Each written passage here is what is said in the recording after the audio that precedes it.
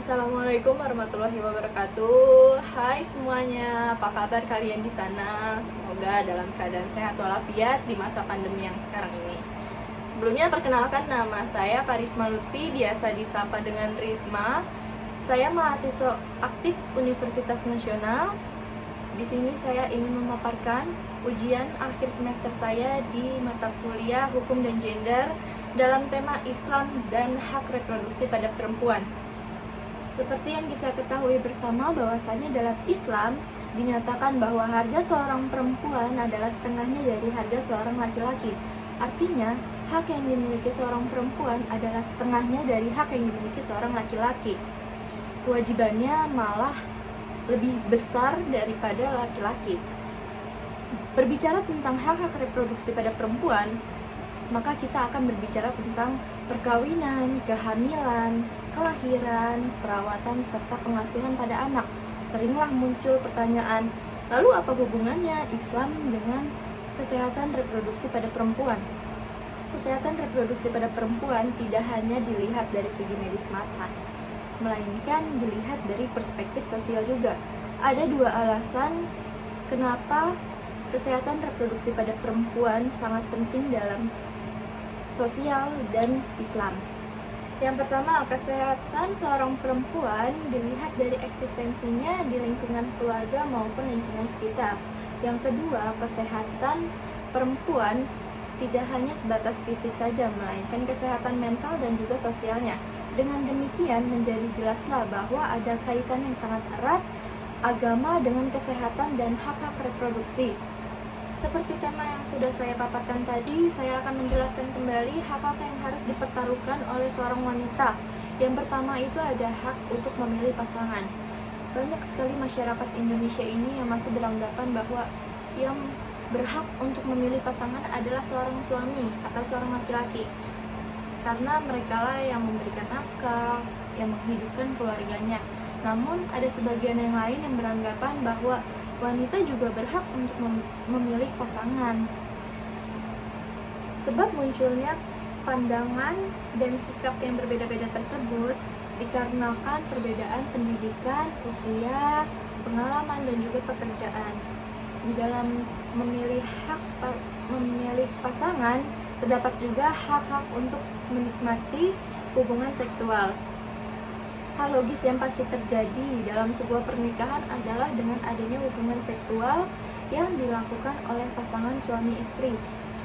Bagi suami istri yang melakukan pernikahan karena keinginan keduanya dan karena suka sama suka, hal itu merupakan hal-hal yang sangat didambakan.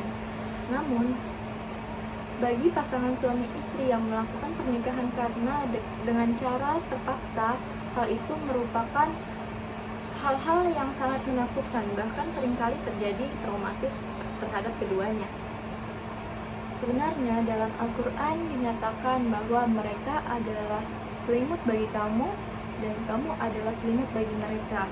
Ayat ini menunjukkan adanya posisi yang setara antara suami dan istri, masing-masing sebagai pakaian, dalam arti yang berfungsi sebagai penghangat dikala suami atau istri membutuhkan kehangatan baik fisik maupun psikis. Yang kedua itu ada hak untuk menentukan kehamilan dan memiliki keturunan. Secara kodrati, perempuan mengemban tugas reproduksi umat manusia yang umumnya meliputi mengandung, melahirkan, dan juga menyusui anak. Dalam Al-Quran juga disebutkan dalam surat Al-Ahqaf ayat 15, Al-Quran menegaskan kepada segenap manusia tentang beban yang amat berat, beban reproduksi yang dipikul oleh kaum perempuan, yaitu kaum ibu. Di sini terdapat hak-hak kaum perempuan atau kaum seorang ibu sebagai pengemban fungsi reproduksi. Yang pertama itu harus menjamin hak keselamatan dan kesehatan. Hak ini mutlak untuk mengingat risiko yang sangat besar yang bisa saja terjadi kepada kaum ibu dalam menjalankan fungsi-fungsi reproduksinya, mulai dari menstruasi, berhubungan seks, mengandung, dan juga melahirkan. Yang kedua, hak untuk menjamin keselamatan. bukan saja selama proses-proses vital reproduksi berlangsung, melainkan juga di luar masa-masa itu dalam statusnya sebagai istri dan ibu dari anak-anak. Yang ketiga, hak untuk mengambil keputusan yang menyangkut kepentingan perempuan, khususnya yang berkaitan dengan proses reproduksi. Dalam rangka hak-hak dan kesehatan reproduksi perempuan, seharusnya memang istrilah yang lebih berhak menentukan apakah dia mau hamil atau tidak dan ingin mempunyai anak berapa. Ada satu cerita dari seorang ibu bahwa dia dipaksa untuk menggugurkan kandungannya karena hamil tanpa ada perencanaan dari sang suami. Ibu ini dianggap lalai dan tidak bisa mengurus dirinya sendiri. Dari sini kita melihat bahwa yang menentukan kehamilan adalah seorang suami. Dan ini sangat berbahaya dan sangat merugikan bagi kami kaum perempuan, khususnya para ibu. Yang ketiga itu ada hak untuk menceraikan pasangan. Tidak ada satupun pasangan suami istri yang menginginkan adanya suatu perceraian. Namun seringkali perceraian ini dianggap sebagai jalan terbaik dan jalan terakhir bagi pasangan suami istri yang tidak menemukan keharmonisan di dalam rumah tangga. Islam sangat tidak menyukai perceraian. Secara moral, perceraian adalah suatu pengingkaran. Penting untuk dicatat, meskipun Rasulullah diketahui memiliki banyak istri, tetapi tidak ada seorang pun yang ia ceraikan. Pernah sekali ia menceraikan Hafsah, tapi segera dirujuknya kembali.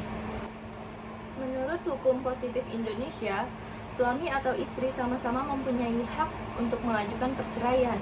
Hanya saja kalau suami yang mengajukan perceraian disebut dengan talak, dan kalau yang mengajukan adalah seorang istri maka disebut khuluk atau cerai gugat. Setidaknya ada 5 alasan perempuan boleh meminta cerai kepada suaminya. Yang pertama, karena ketidakmampuan suami memberikan nafkah, yaitu ketidakmampuan suami memberikan kebutuhan sandang, pangan, papan, kesehatan yang diperlukan bagi kehidupannya. Yang kedua, karena cacat yang menyebabkan suami tidak bisa memenuhi nafkah batin. Yang ketiga, karena suami bertindak kasar, misalnya suka melakukan KDRT. Di sini, pengadilan berhak untuk menceraikan keduanya demi alasan melindungi hak sebagai perempuan. Yang keempat, karena kepergian suami dalam waktu yang cukup lama, tidak ada di rumah selama 2 bulan atau lebih. Yang kelima, suami dalam status tahanan atau kurungan. Di sini istri berhak untuk mengajukan perceraian. Lanjut, yang keempat itu ada hak untuk merawat anak. Merawat anak di sini terdiri dari menyusui, menyuapi, memandikan, mendidik dan sebagainya. Adalah termasuk tugas reproduksi. Akan tetapi berbeda dengan peran reproduksi seperti hamil dan melahirkan yang bersifat kodrati, yang hanya bisa dilakukan oleh seorang perempuan atau seorang ibu. Merawat anak adalah tugas reproduksi non-kodrati yang artinya bisa dilakukan bersama, baik dilakukan oleh suami ataupun oleh seorang istri. Namun, ada pula yang membedakan. Kalau merawat selain mendidik adalah kewajiban seorang istri, sedangkan mendidik adalah kewajiban seorang suami. Dapat disimpulkan bahwa kesehatan reproduksi dalam hal ini diperkuat oleh pemahaman keagamaan. Dalam hal lain, masih menganggap perempuan atau istri sebagai pribadi yang tergantung pada lelaki atau suaminya, sehingga suami nyaris sepenuhnya menentukan hak dan kesehatan seorang perempuan atau istrinya. Di sisi lain, mereka menganggap perempuan atau istri adalah makhluk yang domestik atau makhluk yang bertanggung jawab pada hal-hal yang berkaitan dengan internal kerumah tanggaan, sedangkan laki-laki adalah makhluk publik. Nah, nggak kerasa banget ternyata materinya udah habis. Mungkin segitu aja yang bisa saya sampaikan, saya paparkan di presentasi kali ini. Semoga bisa bermanfaat untuk kalian di luar sana, bahkan untuk diri saya pribadi. Kalau kalian punya pertanyaan, taruh aja di kolom komentar di bawah ini. Terima kasih. Wassalamualaikum warahmatullahi wabarakatuh.